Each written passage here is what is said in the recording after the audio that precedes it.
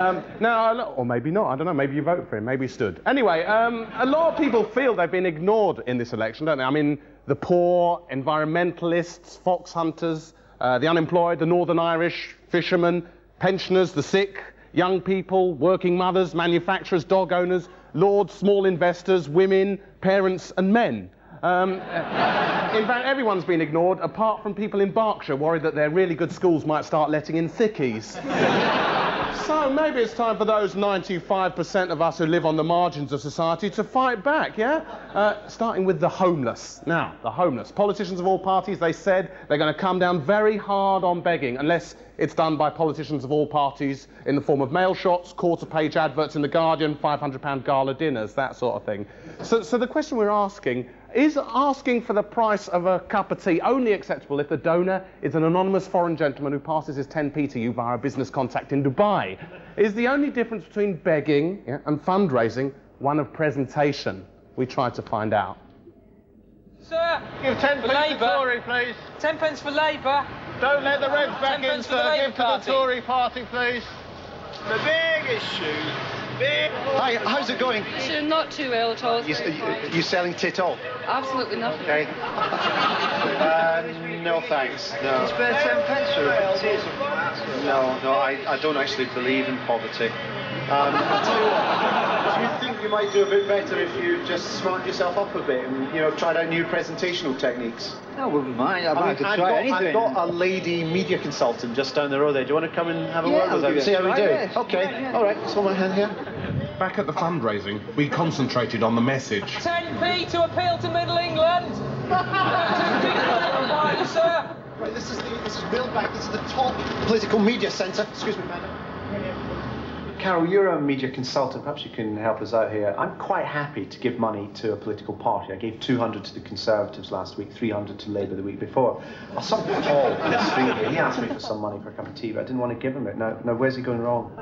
Well, what Paul has got to learn is what the politicians have been taking on board for the last few years, that packaging is the most important thing. Right, so well, this not, here. Yeah, not your product, not what you say, but what you look like and how you behave. Simply speak British. Tory, natural born Tory. In actual fact, the statistics are that 55% of the impression you make on someone comes down to what you look like. 38% is how you behave, and only 7% comes down to what you actually say. Excuse me, sir, you got 10p so we can put the internet in every school? Excuse me, sir, can you spare a little change for a cup of tea, please?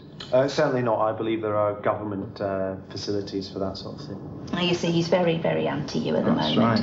Right. So we've got to find a way of rephrasing that to make him feel a little bit guilty, like he ought to be. And we're going to put the word "yet" in, and also a bit of humour. So, excuse me, sir, but you know, have you thought about making your donation for tea for the homeless today yet? Okay, so try that. Excuse me, sir, have you made your donation for the tea for the homeless yet, sir? I'll think about it. Oh, you see, it's wonderful. You've just got to lean forward a little bit more. Don't hold back. And you've got to get closer to his personal body space. We're almost there now. Excuse me, sir, have you made your donation for tea for the homeless yet, sir? New Labour, new jacket, I'm cold. Now, red's a very aggressive colour, so I think we'll lose this, and I think we'll also lose this because it makes you look like a convict. Under your chin. Now, this is good. Green is a nice, friendly colour. It's one of the friendliest colours in the spectrum. So I like this, but I need a different jacket to go with it.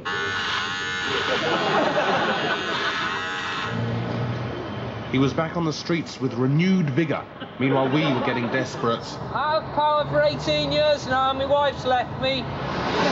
Excuse me, sir, could I stop you for a few seconds? Would you like to donate some change for tea for the homeless, please, sir? Well, I've got a meeting in 10 minutes. Grab someone and smile into your face, all right? Good afternoon, sir. Could I spare a few seconds of your time? What would you like to do, sir? Would you like to spare a little change for a donation towards tea towards the homeless, please, sir? Much obliged if you could spare just a little change. Oh, thank you very much, sir. Much obliged. Thank you. So how have you done? Yeah, well, I did quite well, actually. The gentleman's given me £1 piece. Great, so we did quite well on that. Let's go and spend it on some tenant special. Come on.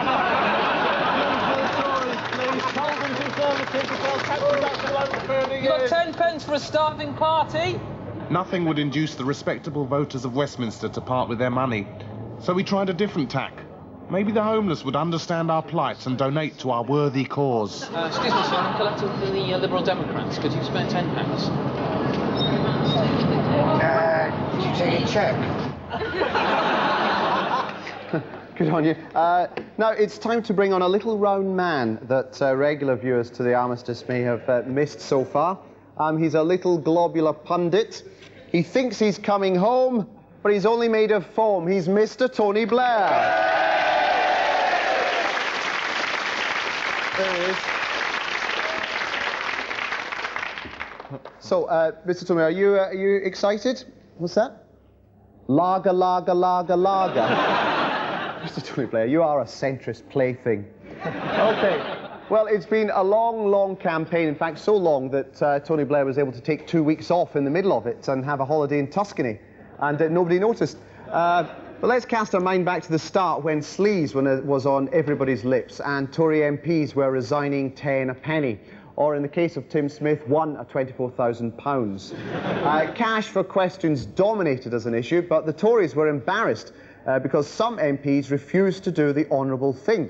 The honourable thing in the Tory party being to take thousands of pounds in cash to ask a parliamentary question, deny it, then admit it when found out, then try to keep your job, then resign before you're sacked. And then there was Neil Hamilton, who refused to go, failing to take the hint from party managers, which included a £7 million banner attached to the Hale-Bopp comet.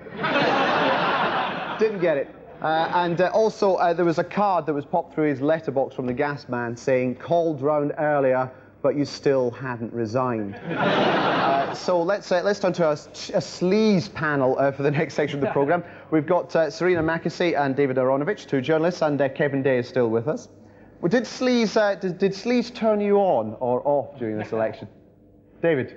I enjoyed it. Yeah, I like a nice bit of sleaze. I mean, the big problem for people in the Labour Party is that they're very unsleazy. Nobody comes up to them and asks them to get off with them. 17-year-old hostesses don't come round them. And they're hoping that all that's changed now with the election, and that now that they're in power, people will... Although it's going to take a bit of time, isn't it? I mean, it's going to be a bit of a problem for them, because somebody's going to come round and say, I'll give you £100,000 to change the statutory instrument on such and such, and they'll say, what is it? I mean, I don't quite know what it is. So, you know, it'll take some time. What must it be like to have been gagging for it for 18 years? Kevin, can you tell us? I know. Peter knows, does he? I do know, yeah.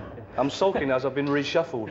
Yes, that's right. I feel like I've gone through... I've been gagging for it for 35 years, I'm only 33.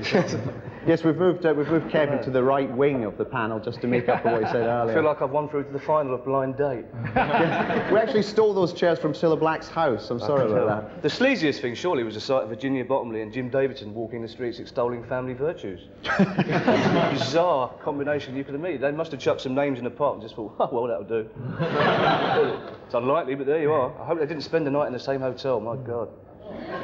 But I mean, what about this cash for questions thing? I found that very disappointing because the questions were all very sort of dull about coarse fishing and stuff. You thought, you know, if Mr. Whoever was to have paid Mr. Whoever to ask questions, it'd be things like, does the Prime Minister agree that there's only one Harrods and only one Harrods sale? I think there was a cash for questions machine installed at the Commons, wasn't there? Oh, yeah. Just like type the question in and money came out. It was fantastic. Brilliant. Yeah. So it was also tragically British in the fact they asked for so little money. Any other country in the world, 50,000 quid, we'll go, well, 30 quid and a bag of chips, I'll sort it. Do you think if any of the sleaze MPs lose their deposits tonight, it'll come in sort of brown envelopes? Oh. No names. No names. Serena, we haven't heard from you. Yet. Were you turned on by sleaze, or did you want everything to move on? Oh, I don't know. I just wanted to... I don't want it to be an MP, actually. I mean, it's a wonderful thing to be, isn't it? Being able to earn everything cash in hand and have a little bit of a salary to keep the taxman happy. And just the life cash in hand. Great what's that? Hang on. What's that, Mr. Tony Blair? You've had an indiscretion. You've been caught on a long lens. Well, let's see. Where is it? What are you doing? Mr. Tony Blair.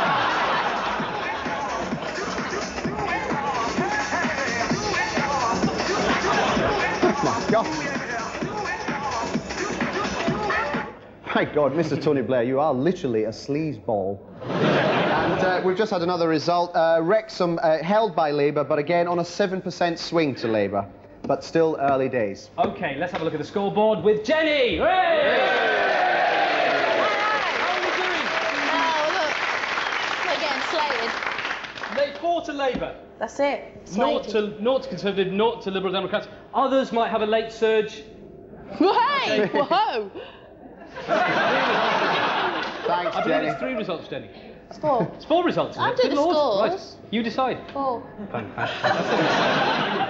Thanks, Jenny. Jenny's our nerve centre. Going now to our lung centre, and that is Professor Bruce McDade. Bruce. This is very good indeed. It's very exciting. 3 Labour wins. Labour holds Wrexham. The electorate is taking off its clothes. It's shaking its tight little tush, smiling coyly over its shoulder at the next Prime Minister and saying, "Catch me if you can." And it's done all that with one of these. It's an X drawn with a pencil on a piece of paper in a booth. Beautiful. OK, Bruce, thanks very much. Stay with us. And let's go now down to our bouncy House of Commons and Valerie Singleton. Hello, Val. Well, we've had 1 Labour MP bouncing away and they're all on his own. And, of course, now we're going to add 3 more. Because I think it's important at this stage that we get a sense of what the House of Commons is going to look like. So who's going to volunteer to be the next 3 Labour MPs? OK, in you go. You 3. Don't forget, you've got a long sitting in here. Keep on the right side of the House, or the left, whichever way you're looking at it. And the rest, and there we go. My goodness me, they're bouncing away happily in there. There we go. You're going to keep that up for another couple of hours, are you? If you can. Back to you, Armando. Thanks very much, Val. That is literally how the House of Commons will look tomorrow morning. All right, time now for another campaign roundup. Paddy Ashdown started a campaign, leaving his house in Yeovil, to spend the next 6 weeks covering the entire country by foot. Week 2 saw him leaping over a fence in Aberdeen. He then spent the rest of the campaign shaking every Liberal Democratic supporter by the hand, all across the country, but mostly in the southwest.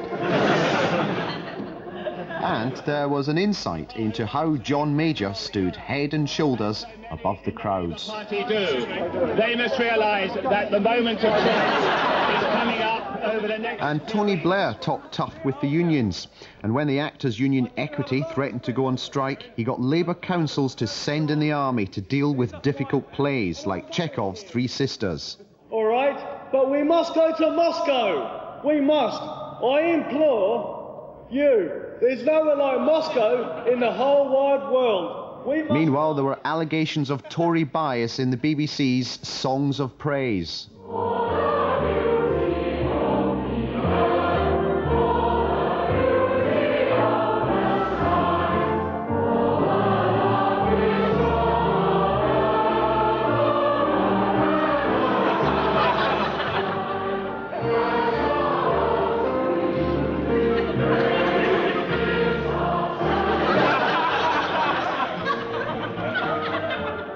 I never thought I'd find a hymn offensive. With the results standing so far at 4 Labour holds and a pretty uniform swing of about 7 or 8% to Labour, and John Major still saying that the only poll that matters is the ICM one last week, putting him only 5 points behind.